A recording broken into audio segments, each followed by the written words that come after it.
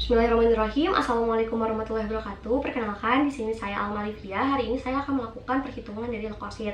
Nah, yang pertama di sini saya akan menilai atau mengakses dari spesimen darah pada pasiennya, apakah sudah cukup untuk melakukan tes ini atau tidak atau belum. Kemudian selanjutnya saya akan cuci tangan terlekah. Baik, selanjutnya saya akan menggunakan handscoon.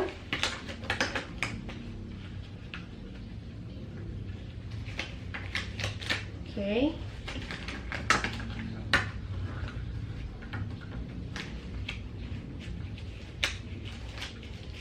Baik, sudah selesai. Selanjutnya di sini saya akan mempersiapkan alat-alatnya. Yang pertama di sini ada mikroskop, ada baskom berisi air biasa dan air klorin, ada aquades, kemudian di sini ada pipet, kemudian di sini ada turek, diluting, kemudian juga ada sampel darahnya pada pasien, kemudian di sini ada hemositometer di mana terdiri atas cover glass.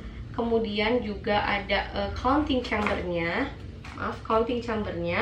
dan juga di sini terdapat pipetoma leukosit karena kita akan menghitung leukosit.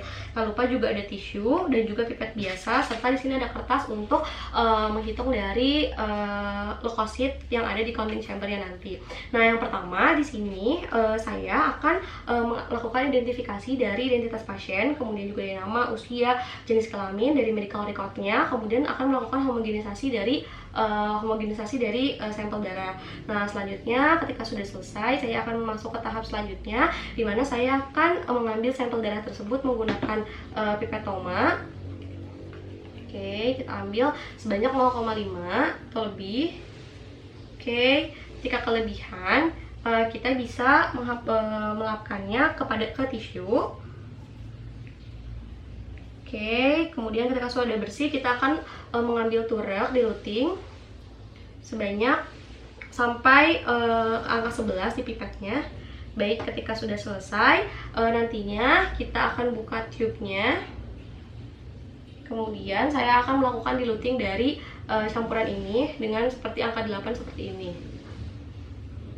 Baik, setelah itu kita akan buang 4 tetes pertama ke tisu, berguna untuk mengeluarkan dari airnya. Kemudian kita akan menyimpannya. Selanjutnya di sini saya akan menyiapkan dari hemositometernya. Yang pertama di sini ada cover glass. Kemudian di sini ada counting chamber. Kita akan mengambil aquades sebanyak sedikit saja menggunakan pipet tetes, meneteskannya di sisi-sisi dari counting chamber ini dan akan menempelkan dari cover glassnya.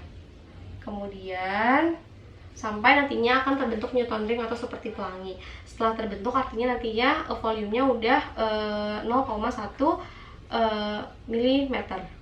Selanjutnya saya akan memasangkannya ke mikroskop. Oke, kita pasangkan. Selanjutnya di sini saya akan mulai mengambil hasil dilusi yang tadi, kemudian meletakkannya di pinggir dari counting chamber sedikit saja di pinggir ya. Saya akan membiarkannya 3-5 detik, yang mana berfungsi agar nantinya darahnya itu menyebar. Nah, selanjutnya ketika sudah menyebar, kita akan siap untuk mengobservasi dari sediaan ini, dimana nantinya akan terlihat gambar seperti ini. Terdapat kotak-kotak, ada 4 kotak besar.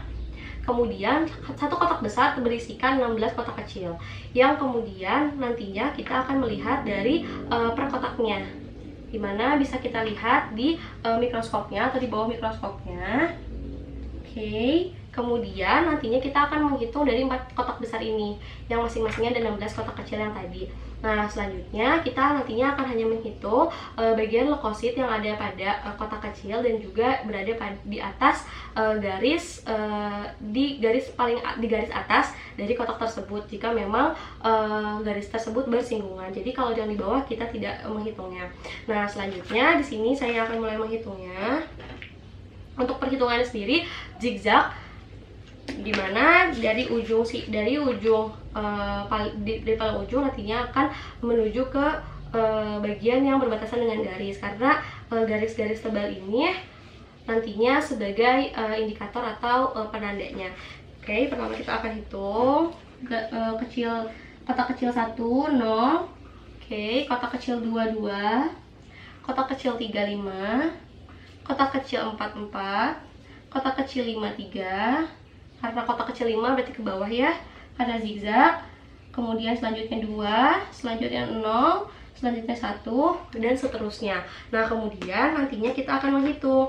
Andai kata kita anggap saja bahwa satu kotak kecil, satu kotak besar ini berisikan 30 leukosit, artinya nanti kita akan menghitungnya 30 dikali 200, artinya 6000 milimeter kubik. Nah, itu untuk satu kotak satu kotak besar. Bagaimana jika kita sudah menghitung keempatnya? Menghitung keempatnya sebenarnya rumusnya sedikit sama.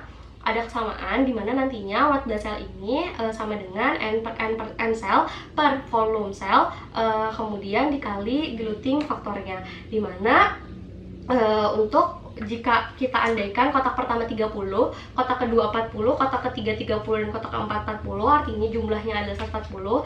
Nantinya WBC-nya sama dengan 140 per 4 karena 4 kotak dikali volumenya 1 dikali 1 karena tinggi dan lebarnya 1 kali 1, kemudian dikali kedalamannya 0,1 dikali dengan diluting faktor 20. Kenapa 20? Karena perbandingannya adalah 10 per 0,5 jadi 20. Nah, kemudian nanti kita hitung didapatkan nantinya 50 dikali dengan 140 yang hasilnya adalah 7000. Nah, nantinya hasil 7000 ini kita interpretasikan apakah normal atau tidak. Nah, untuk hasil 7000 artinya dalam batas yang normal. Nah, selanjutnya ketika sudah selesai kita bisa mengangkat counting chamber beserta dengan cover glassnya. Kemudian kita akan bersihkan dengan memasukkannya ke air antiseptik. Kemudian begitu juga dengan pipet hematomanya, pipetomanya, maaf.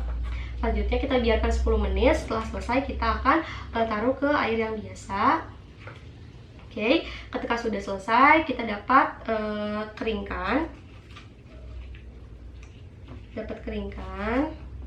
Oke. Nah, pemeriksaan pemeriksaan dari white blood count ini sudah selesai, prosesnya juga sudah selesai. Maka saya akan melepas sarung tangan saya dan membuangnya ke tempat sampah. Selanjutnya di sini saya akan mencuci tangan terlebih dahulu. Baik, alhamdulillahirabbil alamin, prosesnya telah selesai. Terima kasih. Assalamualaikum warahmatullahi wabarakatuh.